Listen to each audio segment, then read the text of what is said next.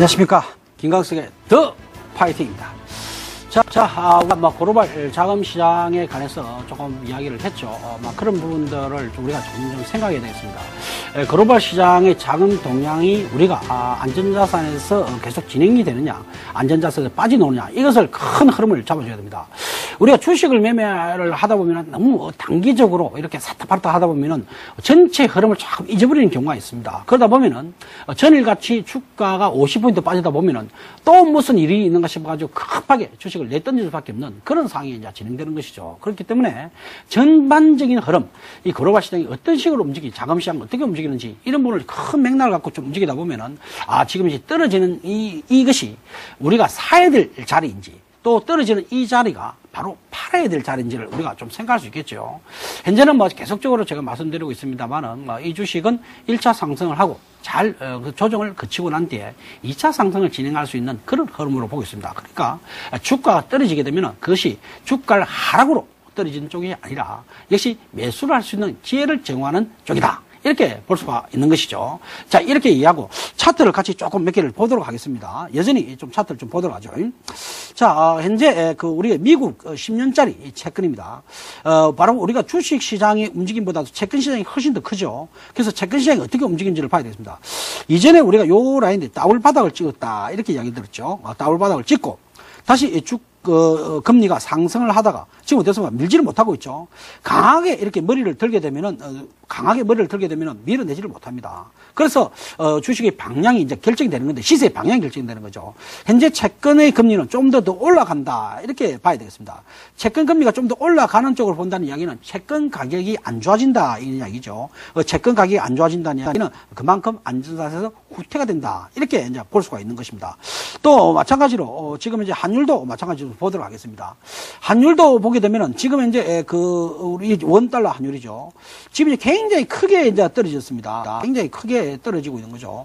굉장히 크게 떨어진다는 이야기는 우리가 원화의 가치가 점점점 좋아진다, 이런 이야기죠. 그만큼 달러 가격이 나빠진다, 달러 가격이 싸진다, 이런 이야기가 되겠죠.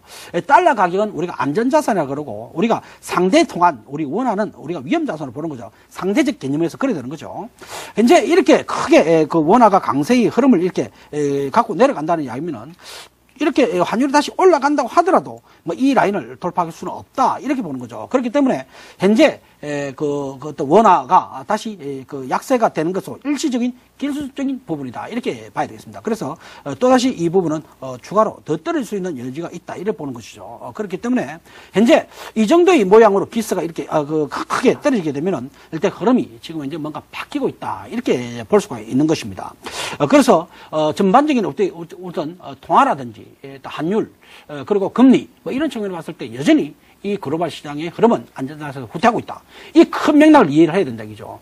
그 다음에 우리가 수급을 봐야 되고, 그 다음에 기술적 분석을 봐야지. 거꾸로 자꾸만 기술적 분석을 먼저 보고, 수급을 먼저 보고, 이렇게 하면 안 된다, 얘기입니다. 오늘 제가 오늘 같은 날도 제가 우리 회원방을 운영하면서도 해말이, 해외 시장이, 글로벌 시장이 큰 문제가 없기 때문에 아주 매수할 수 있는 좋은 기회라면서 계속적으로 우리가 매수를 맺혔던데요. 실제 수급은 별로 안 좋았습니다만은, 그렇지 않다는 이야기죠. 그죠? 먼저, 큰 태그를 먼저 보고, 그 다음에 작은 거로 들어가야 된다입니다. 자, 그래 봐야 되겠죠. 자, 해외 차트 잠시 좀 보도록 하겠습니다. 자, 해외 차트가 지금 어떻습니까? 크게 상승을 하고, 어떻습니까? 지금 눌리고 있습니다만은, 이렇게 크게 우리가 움직이게 되면은, 크게 올라가게 되면은, 아무래도, 어떤 가격 조정은 미약하다, 이래 보는 것이죠. 그렇기 때문에, 이 라인에서 우리가 지금, 전주, 우리가 잘 올라갔죠. 이번 주 잘 조정을 해줬죠. 그래서, 다음 주 초중반이 넘어가게 되면은, 미국 시장도 조금 더 올라가는 쪽으로 봐야 된다는 이야기죠. 문제는 이렇게 올라간다고 하더라도, 아까 전에 제가 그런 말씀 드렸죠. 우리 이야기하면서 상품 가격이 지금 이제 강하게 올라가지 않는 걸로 봤을 때는 현재 이 모습은 어떻게 봐야 되겠습니까? 역시 기술적 반등 국면으로 봐야 된다는 이야기입니다. 그래서 물론 이 기술적 반등 이후에 상품 가격마저도 올라간다면은, 장이 아주 더 불날 수 있겠죠. 불 붙을 수 있겠죠. 근데 지금은 우리가 기술적 부분으로 1차 상승이 2차 상승까지 올라갈 수 있는 자리로 보자. 이렇게 볼 수 있는 거죠. 자, 해외 시장 보고 우리 국내 차트 마저 또 보도록 하겠습니다. 자, 국내 차트 한번 같이 좀 보도록 하죠. 자, 국내 차트가 지금 어떻습니까? 우리나라 지금 차트를 잠시 요것만 보도록 하죠. 우리나라 차트도 마찬가지로 크게 올라갔다가 가격 조정이 미미하다는 이야기입니다. 그죠? 옆으로 흘러가고 있는 거죠. 그렇습니다. 어제가 50포인트 빠진 게 가격 조정이냐? 실제로 우리가 올라간 폭을 본다면은 가격 조정이 아주 미미한 것이죠. 그래서 지금 현재 제가 가격 조정은 크지 않을 것이다. 이렇게 보고 있는 것이죠. 일단 이 장에서는 다시 한번 더 60일선을 돌파하는 2차 상승이 진행될 가능성은 높다. 이렇게 판단이 되는 겁니다. 우리 시청자분들께서 종목을 잡을 때는 어떻게 잡아야 되겠습니까? 아무래도 종목을 잡을 때는 기관들이 조금 매매하는 쪽을 중심으로 좀 잡으셔야 된다는 이야기죠. 왜 그렇습니까? 제가 여러 번 말씀드리죠. 현재 시장의 전반적인 흐름은 우리가 외국인들 동향이나 이런 걸 통해서 우리가 시장을 갖다가 외국인들 사는 쪽이고 어떤 집중된 부분은 투신사라든지 지금에서 집중된 종목을 끌고 들어가고 있기 때문에 그런 쪽으로 자꾸만 밀고 들어가는 게 좋다. 이렇게 보는 거죠. 제가 저번 주에 제가 그와 관련된 종목들을 일비 하면 이야기했죠. 모르신 분들은 지난주 금요일 걸 한번 재방송을 보시면 되겠습니다. 그때 제가 어떤 종목들 업종별로 제가 나눠가지고 어떤 종목들이 기관에 관심이 갖고 있고 실제 차트도 좋다. 뭐 이런 부분을 제가 적어줬는데 뭐 대부분 제가 대표주주에서 적어줬겠죠. 뭐 그런 종목들이 이번 주에도 상당히 크게 상승을 했던 걸 알게 될 것입니다. 그래서 좀 매매의 툴이라든지 이런 것을 조금 더 공부를 하면서 이렇게 매매한다면은 크게 주식 투자하면서 힘들지는 않을 것이다. 이렇게 보는 것이죠. 자, 다음 주에도 여전히 좋은 방향으로 좀 진행될 가능성이 있다. 이렇게 보고요. 자, 업종 대표주의 차트를 갖고 좀 같이 좀 이야기를 해보도록 하겠습니다. 자, 삼성전자 차트를 보도록 하죠. 삼성전자 지금 머리가 아주 강하게 이렇게 올라가고 있습니다.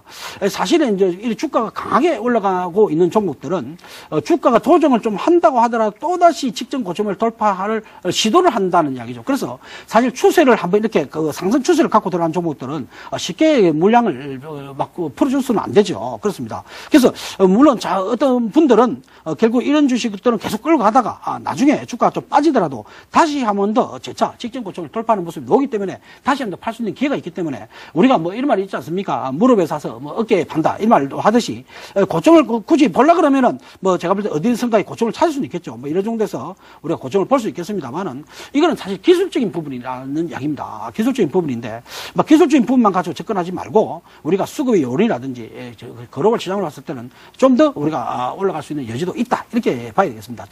제가 볼 때는 뭐 기술적으로는 90만 원대, 90만 원 초반 이런 데가 저항권입니다만은 너무 그렇게 기술적으로 하지 말고 지금 종합지수가 2차 상승을 진행한다 그런다면은 여전히 뭐 삼성전자가 조금 비싼 것 같지만 실제 비싸지 않습니다. 그래서 더 올라갈 수 있으니까 조금은 좀 갖고 있다가 뭐 예를 들어 가지고 내가 삼성전자 말고 조금 더 LG화 같은 건 아직도 더 올라갈 수가 있으니까 그런 걸 바꾸겠다든지 이런 쪽은 뭐 가능할 수 있겠죠. 그런 건 가능할 수 있겠습니다만은 굳이 어떤 뭐 팔아야 된다 그런다면 이 자리는 매도라고 볼 수는 없습니다. 좀 더 상을 지켜보는 것이 좋겠다. 이렇게 판단이 되죠.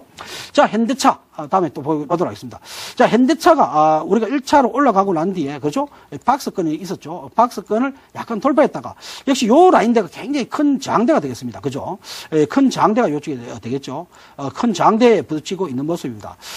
주식을 좀 사면서 우리가 아무래도 어떻게 해야 되겠습니까? 아무래도 저항대가 좀 적은 주식을 좀 사가지고 그래도 하는 것이 조금 유리하겠죠. 현대차는 좀 저항대에 부딪혔습니다만은 또 한 번 더 이 라인은 돌파 또 시도할 걸로 봅니다.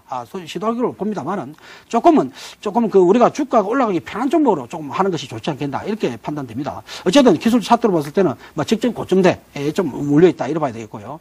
자, LG화는 지금 1차 상승을 하고 어떻습니까? 1차 상승을 하고 지금 이제 약간의 눌림목을 잘 줬죠. 지금 LG화 같은 경우에는 다시 2차 상승을 또 크게 할 거로 보는데 우리 주봉을 보게 되면은 아직도 20주봉하고도 상당히 거리가 있습니다. 그죠?